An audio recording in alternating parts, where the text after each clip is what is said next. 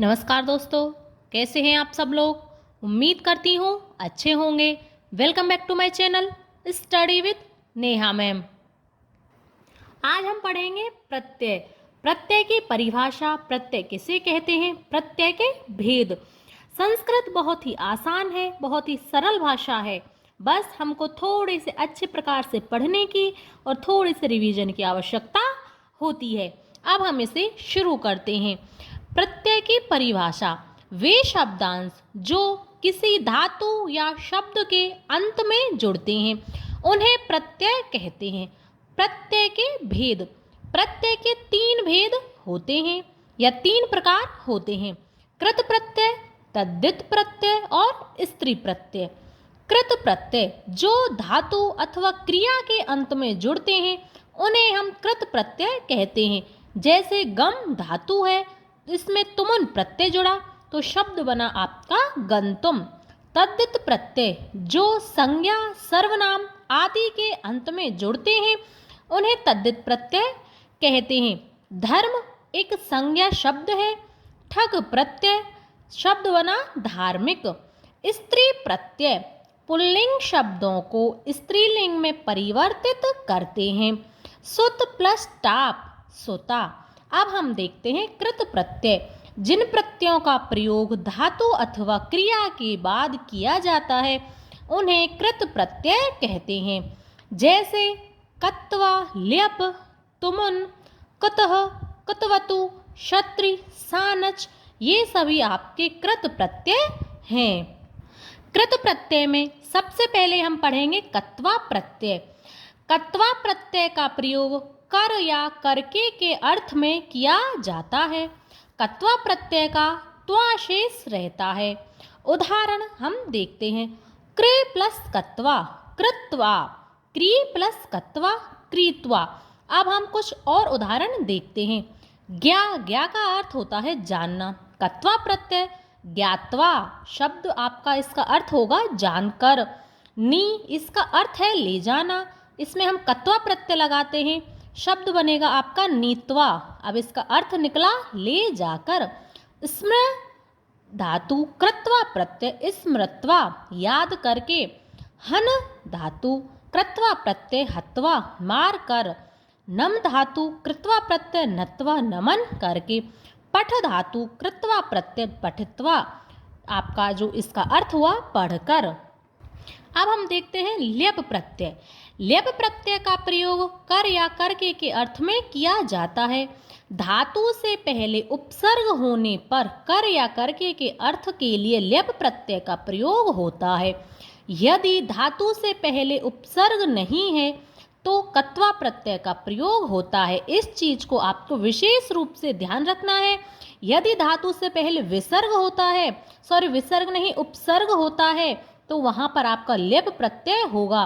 और यदि उपसर्ग नहीं होता है तो वहां पर कत्वा प्रत्यय होगा, क्योंकि इनका अर्थ समान होता है। ल्यप प्रत्यय का यह शेष रहता है। अब हम इसका उदाहरण देखते हैं। उपसर्ग क्री धातु ल्यप प्रत्यय उपकृत्यय। वी उपसर्ग क्री धातु ल्यप प्रत्यय विक्रिय। अब हम इससे कुछ अन्य उदाहरण भी देखते हैं। वी उपसर्ग ज्ञा धातु ल्यप प्रत्यय विज्ञाय, इसका अर्थ होगा जानकर। आ उपसर्ग नी धातु ल्यप प्रत्यय आनिए लाकर। आ उपसर्ग दा धातु ल्यप प्रत्यय आदाय लाकर। सम उपसर्ग भू धातु ल्यप प्रत्यय संभुए होकर। प्रय उपसर्ग नम धातु और ल्यप प्रत्यय प्रणम्य है नमन करके। यह है आपका ल्यप प्रत्यय। अब हम देखते हैं तुमुन प्रत्यय। तुमुन प्रत्यय का प्रयोग के लिए के अर्थ में किया जाता है। तुमुन का तुम शेष रहता है। उदाहरण पा प्लस तुमुन पातुम, दा प्लस तुमुन दातुम। अब हम इसके कुछ और उदाहरण देखते हैं। ज्ञा धातु प्रत्यय तुमुन, शब्द बना ज्ञातुम जानने के लिए। नी धातु तुमुन प्रत्यय नेतुम। क्री धातु तुमुन प्रत्यय क्रेतुम। हन धातु तुमुन प्रत्यय हंतुम। गम धातु तुमुन प्रत्यय गंतुम। पठ धातु तुमुन प्रत्यय पठितुम। हस धातु तुमुन प्रत्यय हसी तुम। कत प्रत्यय का प्रयोग भूतकालिक अर्थ में किया जाता है। कत प्रत्यय का तय शेष रहता है। कत प्रत्यय का प्रयोग कर्मवाच्य व भाववाच्य में किया जाता है। अब हम इसके भी उदाहरण देखते हैं। क्र प्लस कतः कृतः, क्री प्लस कतः क्रीतः। इसके रूप तीनों लिंगों में चलते हैं। पुल्लिंग में शब्द बनेगा क्रीतः, स्त्रीलिंग में क्रीता, नपुंसकलिंग में क्रीतम। कतः प्रत्यांत के रूप पुल्लिंग में राम की तरह, स्त्रीलिंग में रमा की तरह और नपुंसकलिंग में फल की तरह इनके रूप चलते हैं। अब हम इसके कुछ और अन्य उदाहरण देखते हैं। धातु श्रु प्रत्यय कतः, पुल्लिंग में श्रोतः, स्त्रीलिंग में श्रोता, नपुंसकलिंग में श्रोतम। गम धातु कतः प्रत्यय गतः गता गतम। दृश धातु कतः प्रत्यय दृष्टः दृष्टा दृष्टा।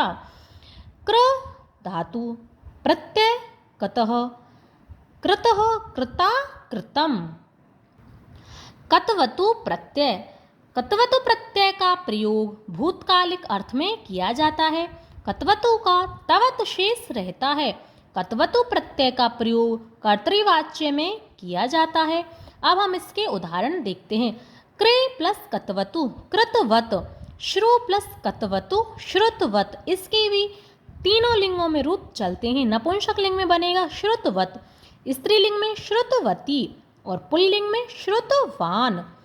कतवतु प्रत्यांत के रूप पुल्लिंग में भगवत, स्त्रीलिंग में नदी और नपुंसकलिंग में जगत की तरह चलते हैं। अब हम इसके भी कुछ अन्य उदाहरण देखते हैं। ज्ञा धातु कतवतु प्रत्यय, पुल्लिंग में ज्ञातवान, स्त्रीलिंग में ज्ञातवती और नपुंसकलिंग में ज्ञातवत। गम धातु कतवतु प्रत्यय गतवान गतवती गतवत। दृश धातु तो कतवतु प्रत्यय दृष्टवान दृष्टवती दृष्टवत। कृ धातु कतवतु प्रत्यय कृतवान कृतवती कृतवत। पठ धातु कतवतु प्रत्यय पठितवान पठितवती पठितवत। क्षत्रि प्रत्यय, क्षत्रि प्रत्यय का प्रयोग किसी कार्य को करते हुए के अर्थ में किया जाता है। क्षत्रि प्रत्यय का अत शेष रहता है। क्षत्रि प्रत्यय का प्रयोग परस्मैपदी धातुओं के साथ किया जाता है। परस्मैपदी जो धातु होती हैं वह होती हैं पठति पठत पठन्ति। इस प्रकार से आपकी परस्मैपदी धातु होती हैं। उदाहरण पठ प्लस क्षत्रि पठतः, हस प्लस क्षत्रि हसत नपुंसकलिंग में, स्त्रीलिंग में हसंती और पुल्लिंग में हसन। क्षत्रि प्रत्यांत के रूप पुल्लिंग में पठत, स्त्रीलिंग में नदी और नपुंसकलिंग में जगत की तरह चलेंगे। अब हम देखते हैं इनके कुछ और उदाहरण। दृश धातु क्षत्रि प्रत्यय, पुल्लिंग में पश्यन, स्त्रीलिंग में पश्यन्ति और नपुंसकलिंग में पश्यत। गम धातु क्षत्रि प्रत्यय गच्छन गच्छन्ति गच्छत। दा धातु क्षत्रि प्रत्यय यच्छन यच्छन्ति यच्छत। पठ धातु क्षत्रि प्रत्यय पठन पठन्ति पठत। अब हम देखते हैं सानच प्रत्यय। सानच प्रत्यय का प्रयोग किसी कार्य को करते हुए के अर्थ में किया जाता है। सानच प्रत्यय का आन शेष रहता है, आन से पहले मैं लगता है। सानच प्रत्यय का प्रयोग आत्मनेपदी धातुओं के साथ किया जाता है। आत्मनेपदी धातु होती हैं सेवते सेवेते सेवन्ते। इस प्रकार से आपके आत्मनेपदी धातु चलती हैं। अब हम इसके उदाहरण देखते हैं। सेव प्लस सानच सेवमानः, पच प्लस सानच पचमानः पुल्लिंग में, पचमाना स्त्रीलिंग में, पचमानम ये हो गया आपके नपुंसकलिंग में। इसके रूप पुल्लिंग में राम, स्त्रीलिंग में रमा और नपुंसकलिंग में फल की तरह चलते हैं। अब हम इसके कुछ और उदाहरण देखते हैं। सह धातु सानच प्रत्यय, पुल्लिंग में सहमान, स्त्रीलिंग में सहमाना और नपुंसकलिंग में सहमानम। वृद्ध धातु सानच प्रत्यय वर्धमान वर्धमाना वर्धमानम। लव धातु प्रत्यय सानच लवमान लवमाना लवमानम। यज धातु शानच प्रत्यय यजमानः यजमाना और यजमानम, ये था आपका शानच प्रत्यय। अब हम पढ़ेंगे तद्धित प्रत्यय। जिन प्रत्ययों का प्रयोग संज्ञा, सर्वनाम, विशेषण आदि शब्दों के बाद किया जाता है उन्हें तद्धित प्रत्यय कहते हैं। तद्धित प्रत्यय ठक, मतुप, वतुप, त्वय, तल, तरप, अण, तमप, इतच, ये आपके तद्धित प्रत्यय होते हैं। ठक प्रत्यय, ठक प्रत्यय का प्रयोग भाव अर्थ में किया जाता है। ठक प्रत्यय का इक हो जाता है। आदि स्वर की वृद्धि होती है। अब आदि स्वर की वृद्धि कैसे होती है यह हम पढ़ेंगे। अब हम उदाहरण देखते हैं। शरीर प्लस ठक। अब इसमें आपका मैंने बताया था ठक की जगह एक हो जाता है शारीरिक। अब आदि वृद्धि हो गई, यहाँ पर छोटा ए था, यहाँ पर हो गया आपका बड़ा आ, शारीरिक। नगर ए है, ठक नागरिक। देखो आदि जो आपका एक ये वर्ण होता है उसमें यदि आ हो तो उसका बड़ा आ हो जाता है। ई बड़ी ई, ए आई हो तो आई हो जाता है। उ ओ औ हो तो औ हो जाता है। री हो तो आर हो जाता है। ये कैसे होते हैं यह हम अब जानेंगे। वड प्लस ठक, धर्म प्लस ठक धार्मिक, यहाँ पर वृद्धि हो गई। कर्म प्लस ठक कार्मिक। दिन प्लस ठक, देखो यहाँ पर छोटी ई है तो यहाँ पर वृद्धि होकर बन गया आपका आई दैनिक। नीति प्लस ठक छोटी बड़ी ई है तो वृद्धि हो गई नैतिक। भूत प्लस ठक तो इसका भी ऊ था तो क्या हो गया यहाँ पर औ भौतिक। अब हम देखते हैं मतुप प्रत्यय। मतुप प्रत्यय का प्रयोग वाला या से युक्त अर्थ में किया जाता है। मतुप प्रत्यय का मत शेष रहता है। अब हम इसके उदाहरण देखते हैं। शक्ति प्लस मतुप, शक्तिमत, शक्तिमान, नपुंसकलिंग में शब्द होगा शक्तिमत और पुल्लिंग में शक्तिमान। श्री प्लस मतुप, श्रीमान पुल्लिंग में, श्रीमती स्त्रीलिंग में और नपुंसकलिंग में श्रीमत। मतुप प्रत्यांत के रूप पुल्लिंग में भवत, स्त्रीलिंग में नदी और नपुंसकलिंग में जगत की तरह चलेंगे। अब हम इसके कुछ और अन्य उदाहरण देखते हैं। बुद्धि शब्द हो गया, प्रत्यय हो गया मतुप, पुल्लिंग में बुद्धिमान, स्त्रीलिंग में बुद्धिमती और नपुंसकलिंग में बुद्धिमत। धी शब्द मतुप प्रत्यय धीमान, धीमती, धीमत। मधु शब्द प्रत्यय मतुप, मधुमान, मधुमती, मधुमत। कीर्ति शब्द मतुप प्रत्यय कीर्तिमान, कीर्तिमती, कीर्तिमत। इक्षु शब्द मतुप प्रत्यय इक्षुमान, इक्षुमती, इक्षुमत। ये हो गया आपका मतुप प्रत्यय। अब हम पढ़ते हैं वतुप प्रत्यय। वतुप प्रत्यय का प्रयोग वाला या से युक्त अर्थ में किया जाता है। वतुप प्रत्यय का वत शेष रहता है। यदि किसी शब्द के अंत में या उपधा में आ या म हो तो मतुप के स्थान पर वतुप प्रत्यय लगता है। अब देखो इसके उदाहरण। धन प्लस वतुप, धनवत नपुंसकलिंग में, धनवान पुल्लिंग में। वल प्लस वतुप, बलवान पुल्लिंग में, स्त्रीलिंग में बलवती और नपुंसकलिंग में बलवत। अब देखो वतुप प्रत्यांत के रूप पुल्लिंग में भवत, स्त्रीलिंग में नदी और नपुंसकलिंग में जगत की तरह चलेंगे। अब हम इसके भी कुछ अन्य उदाहरण देखते हैं। शब्द बल वतुप प्रत्यय पुल्लिंग में बलवान, स्त्रीलिंग में बलवती और नपुंसकलिंग में बलवत। रूप वतुप प्रत्यय रूपवान, रूपवती, रूपवत। गुण वतुप प्रत्यय गुणवान, गुणवती, गुणवत। विद्या वतुप प्रत्यय विद्यावान, विद्यावती, विद्यावत। ज्ञान वतुप प्रत्यय ज्ञानवान, ज्ञानवती, ज्ञानवत। ये था आपका वतुप प्रत्यय, समझ आ ही गया होगा। त्वय प्रत्यय। त्वय प्रत्यय का प्रयोग भाववाचक संज्ञा बनाने के लिए किया जाता है। त्वय प्रत्यय का त्वय ही शेष रहता है। त्वय प्रत्यांत शब्द नपुंसकलिंग में होते हैं तथा इसके रूप फल के समान चलेंगे। अब हम इसके उदाहरण देखते हैं। महत् प्लस त्वः महत्त्वम, पशु प्लस त्वः पशुत्वम, लघु प्लस त्वः लघुत्वम, गुरु प्लस त्वः गुरुत्वम, जड़ प्लस त्वः जड़त्वम, सम प्लस त्वः समत्वम, कटु प्लस त्वः कटुत्वम। ये है आपका त्वय प्रत्यय। अब हम पढ़ते हैं तल प्रत्यय। तल प्रत्यय का प्रयोग भाववाचक संज्ञा बनाने के लिए किया जाता है। तल प्रत्यय का ता शेष रहता है।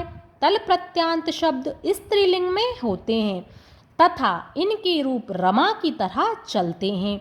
यदि आपको रमा के रूप नहीं आते हैं, शब्द रूप नहीं आते हैं, तो मैंने अपने चैनल पर वीडियो बना करके डाली हुई है। सारे शब्द रूपों के रूप उसमें मैंने पढ़ाए हुए हैं। आपको राम के, रमा के, गुरु के सभी शब्द रूप मिल जाएंगे। आप चैनल पर जाकर देख लेना। अब हम इसके उदाहरण देखते हैं। मूर्ख प्लस तल मूर्खता, पशु प्लस तल पशुता, लघु प्लस तल लघुता, गुरु प्लस तल गुरुता, मित्र प्लस तल मित्रता, सम प्लस तल समता, कटु प्लस तल कटुता, महत् प्लस तल महत्ता। ये हो गया आपका तल प्रत्यय। अब हम पढ़ेंगे स्त्री प्रत्यय।